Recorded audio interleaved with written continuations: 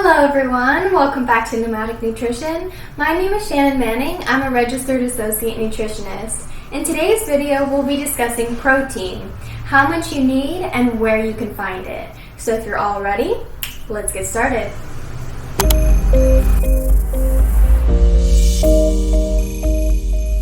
If you've watched my video on input, you'll know that protein is one of 3 necessary macronutrients and can make up anywhere from 10 to 35% of your total energy intake. We understand the need for protein in 2 main bodily functions, growth and repair, but in reality, protein is responsible for much more. Proteins do most of the work in our cells and are required for the structure, function, and regulation of the body's tissues and organs. So this question of how much protein is going to vary from person to person. Let's look at the factors affecting protein requirements.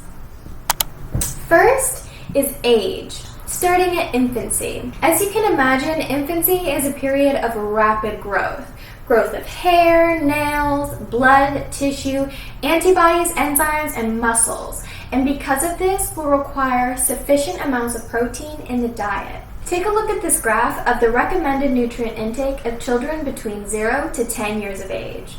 While the total amount of protein per day increases, the relative amount of protein per body weight decreases.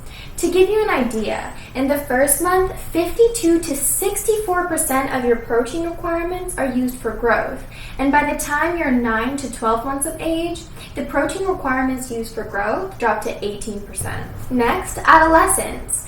Adolescence is defined by the World Health Organization as being between the ages of 10 to 19 years old, and it's during this time that sex becomes a factor in protein requirements. Before adulthood, protein requirements per unit of height are the highest for females between the ages of 11 and 14 years, and for males between the ages of 15 and 18 years. This is because female sex individuals develop sooner than those of male sex. Nutritional requirements of adolescence are influenced by rapid changes in height, weight, body composition, and levels of physical activity. Once an individual has peaked in terms of growth, the daily recommended value of protein becomes the same as adults.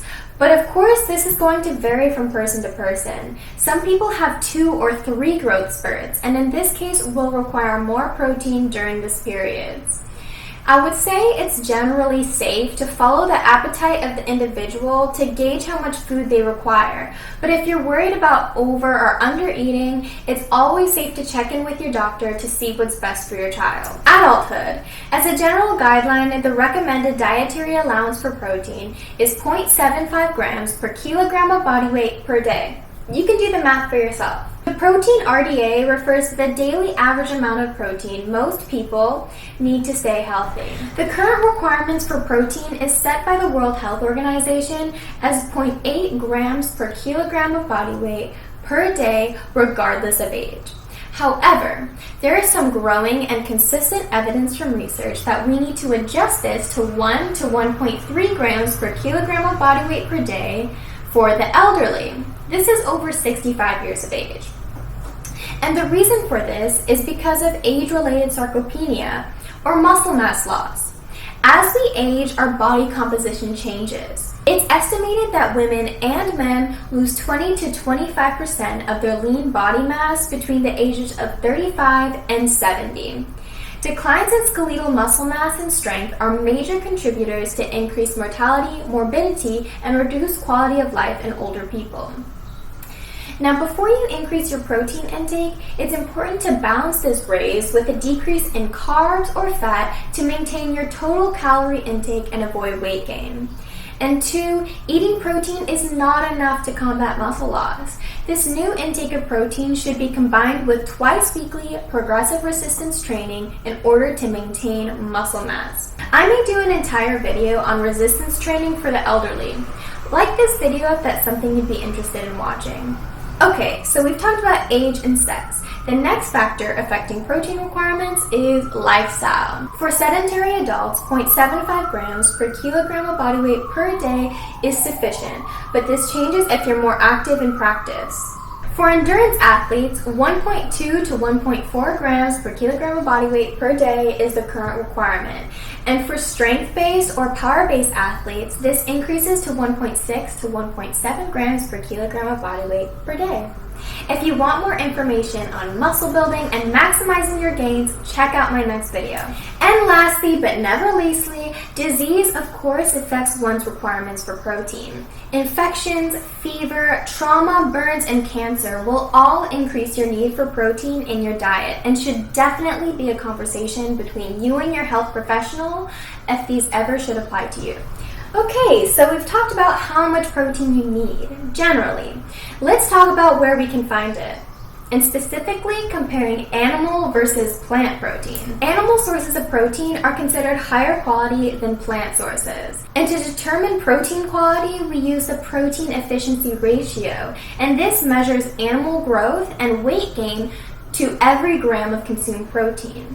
In other words, animal protein helps us build faster than plants do. Animal proteins are also considered complete proteins. This means they contain all essential amino acids necessary for protein metabolism. But that doesn't mean plants don't contain protein. They actually carry a lot of protein. And by using a method called protein combining, those on meat-free diets can easily consume all the protein they need to be healthy. To form a complete protein with plants, all you need is a legume and a grain. Beans and rice, beans on toast, peanut butter and oatmeal, and edamame with quinoa are all examples of complete protein meals. And it's worth mentioning that protein combining is not necessary in a single meal. So you can have baked beans for breakfast and whole grain pasta for lunch and still meet your daily requirements for protein just fine. So animal sources of protein are better quality, but according to the FSA Manual of Nutrition, the nutritional advantages of protein foods of animal origin over those of vegetable origin lie more in the presence of associated nutrients such as vitamin B12, iron, retinol, than in the actual protein. And I continue. Vegetarian diets are associated with a number of improved health outcomes compared to traditional Western-type diets. The vegetarian diet has a significant protective effect of the incidence and/or mortality of ischemic heart disease, incidence from total cancer, and if you're vegan, there's a significant reduced risk of incidence from total cancer. High red and processed meat consumption is associated with increased cancer risk. Red meat and processed meat convincingly increases colorectal cancer risk by 20 to 30%. And protein in animal foods often comes along with a lot of saturated fat and cholesterol, and charred meats produce something called heterocyclic aromatic amines, which according to the World Cancer Research Fund may be carcinogenic. So in comparing plant versus animal protein, the research makes it pretty clear that in the long term, plant sources of protein are better for our health. Now that you have the knowledge, it's up to you to make the daily food choices that you feel comfortable with, even if that's limiting meat consumption to 2 instead of 3 times a day, cutting out processed meat altogether, or swapping your Friday steak night for salmon or chicken every once in a while. Any combination of those would have great benefits for your overall health and lifespan. And thank you again, everybody, for watching Nomadic Nutrition. Happy eating, and I'll see you in the next one. Bye!